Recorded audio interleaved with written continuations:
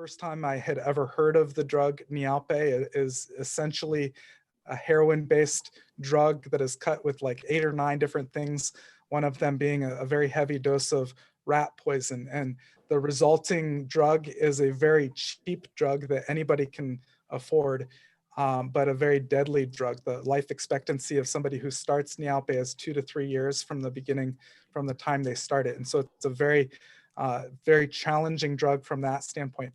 It is the most difficult thing I've ever seen anybody work on getting off of, because not only do you have the normal withdrawal types of things they've got to battle with and deal with in those opioid family, in that opioid family, but then because of the rat poison affecting the stomach, their stomachs are being eaten from the inside, and the pain that they go through as they try to get off the drug is just very intense. That's one of the most prominent drugs in South Africa, and it's very descriptive of what the drug life is in South Africa. We very quickly determined it would be a waste of our time and a waste of their time if we tried to tell them to come during the day and we'd send them back out to the streets at night. So we decided we either needed to offer them a fully viable residential program or tell them we didn't have anything to give them at this time. We had no funding at the time. We committed the matter to prayer. I sent out some letters to the local churches in our area and just told them of the need, asked if they had any ideas.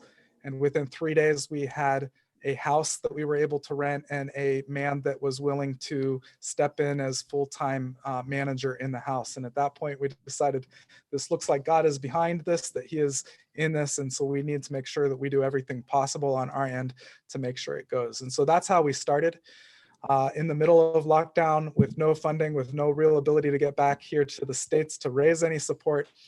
And God was faithful. For the first 6 months, we were able to really operate off of just single gifts that were given. I have a couple questions. I think Jim does too. I can see it. I can see the question marks above his head. Can you see those, Mark? But so the first one is, so in your area in South Africa, like what is the most prominent treatment? What do they do? Like, what do they offer? Is it very similar to here in America, or what's the most popular method that people use to get treatment? Great question. It's a challenge for us as a country for a number of reasons. The scope would be very similar in a lot of ways. You would have a very heavy dose of secular options that were available, a little spattering of Christian options, more integrated approaches. And as far as we know, we're the only biblical approach right now, and we only offer help to men. So women have even fewer options in all three. Some of the big differences in South Africa, there is still a very heavy layover from the philosophy of that real kind of prison atmosphere and using a lot of hard techniques to get somebody off of the drugs. It is becoming more popular to have more of the resort type of atmosphere. The resulting issue is that you've got a disparity of a lot of very expensive, unaffordable programs that people with good insurance or money are able to afford. And then you've got government free places for people to go for help. But the last guy we actually brought into the program had just tried to get into one of the government programs, and they told him that they would call him back in 2024. So they're putting a drug addict on a 2-year waiting list, hope you're still alive and we'll give you a call back. The other big difference in South Africa is we have not found a viable detox solution. All of the detox solutions are either a part of those programs that are offered. So if you're going to detox, you go through the entire secular program. So again, you can get free options, but you're on that long waiting list. Without that, there are no free options. You guys could be paying about $5,000 for a 3-day stay in a detox place. And then you've got the challenge, if you're a family member, are we going to put this money in and then he's just going to turn right back to the streets and it's going to be all wasted. And so it's a real challenge, as well as there are not conservative methods of helping the person through detox. So all of those are, utilizing Suboxone and those types of things. One of the other major differences, if I'll just add one more, is that the help for women is almost non-existent in South Africa. And South Africa, the rate of addictions among women is almost as high as the rate of addictions among men. And so you're dealing with a lot of people in South Africa who really have no options when you say there's not help for women. Well, I don't necessarily have a question. Wanted to just make a comment on in our last thing that we were talking about the effectiveness of vaccines for heroin. I mean, here's a perfect example of why this stuff will not work. Mm-hmm. He's dealing with a drug there called Nyaope. Yep. Okay, Nyaope. like kind of heroin-like, broke down. It made me think of crocodile. You guys ever heard of that drug, crocodile, which is in Russia? And the point is that where do these drugs come from? They come from the fact that the more mainline drugs have either become too expensive to use, right, or not as prevalent. So what do people do? They invent something new to use. So this is why vaccines for individual drugs are never going to work, because you won't be able to keep up with people manufacturing the drugs. Right. And it's because the vaccine isn't going to be the cure, because people are going to make Nyaope. They're going to make Shabu. They're going to make crocodile. And if you've ever, Nyaope sounds terrible. I mean, can you imagine what possesses somebody to ingest something that's got rat poison in it, Right. Providing stuff for women. It's one of the frustrating things. Freedom Farm does serve women. It's much smaller scale than the men.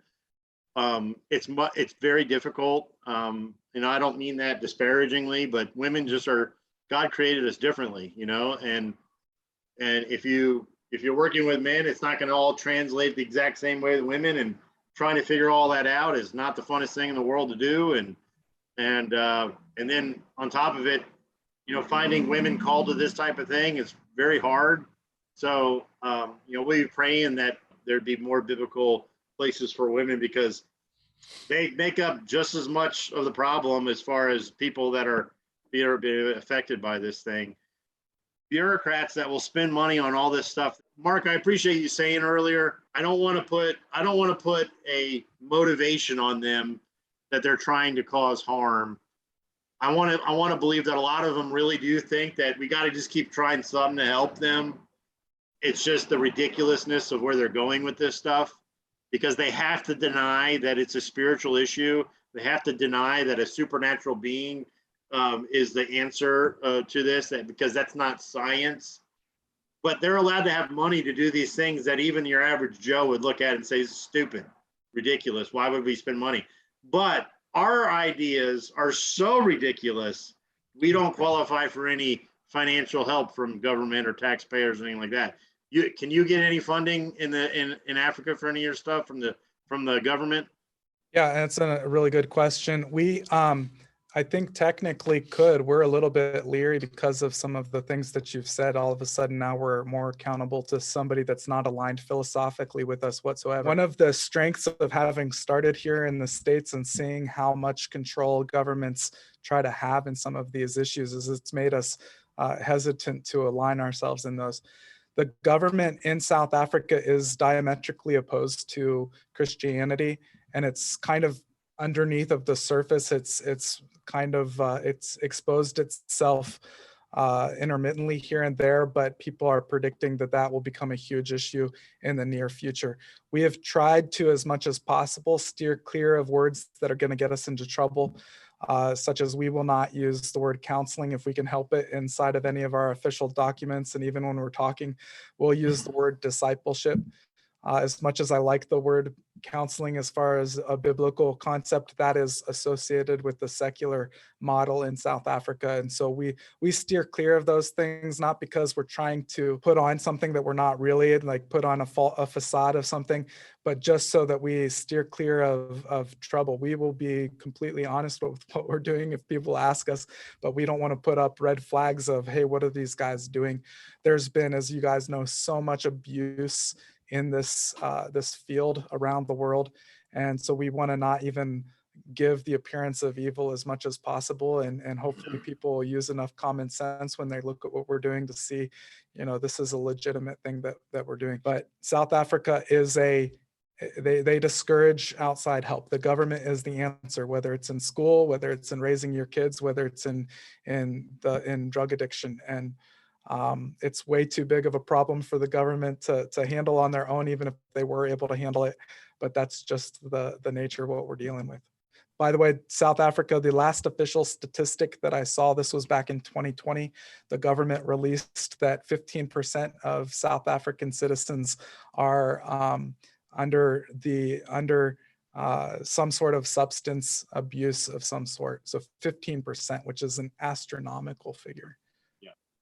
I told that stat to a pastor in Durban. I said, I know that sounds like a ridiculous figure. And he said, it does until you walk outside and you look around.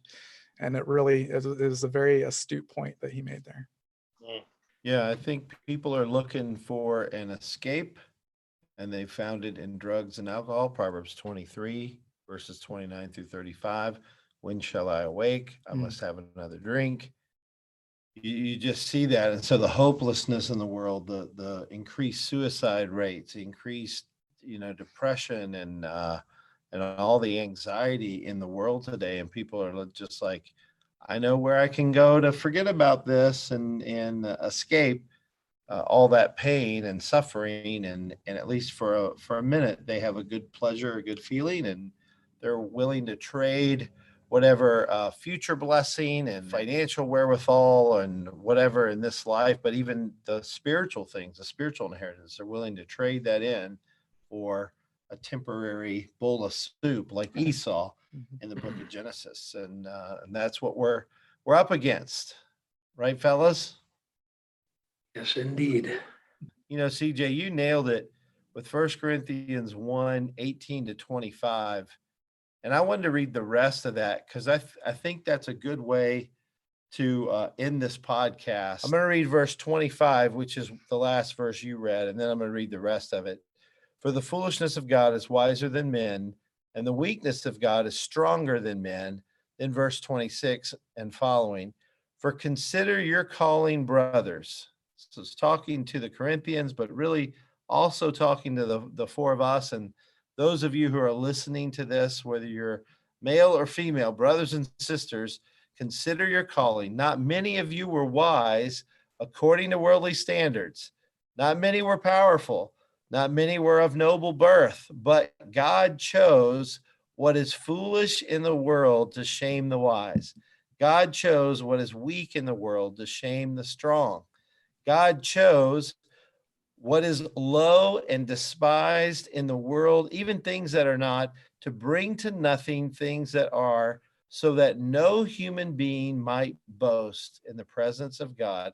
And because of him, you are in Christ Jesus, who became to us wisdom from God, righteousness and sanctification and redemption, so that as it is written, let the one who boasts boast in the Lord.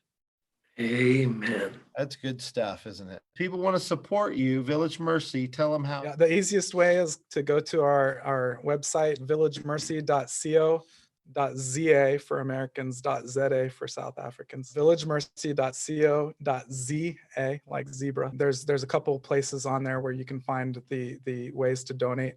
It goes through here in the States through a mission board, so it's a nonprofit organization that funnels that money to us. You can donate to the Addiction Connection if you put on the for line, the memo line, South African initiative. We will forward that money guaranteed to Village Mercy and support what they're doing. We love doing that. So people can donate to TAC and designate it for that. And we're happy to forward that money on. So we just I want people to know they need financial support. They need help.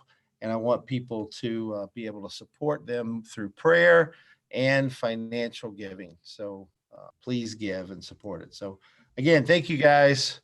Thank you, Josh. Thank you.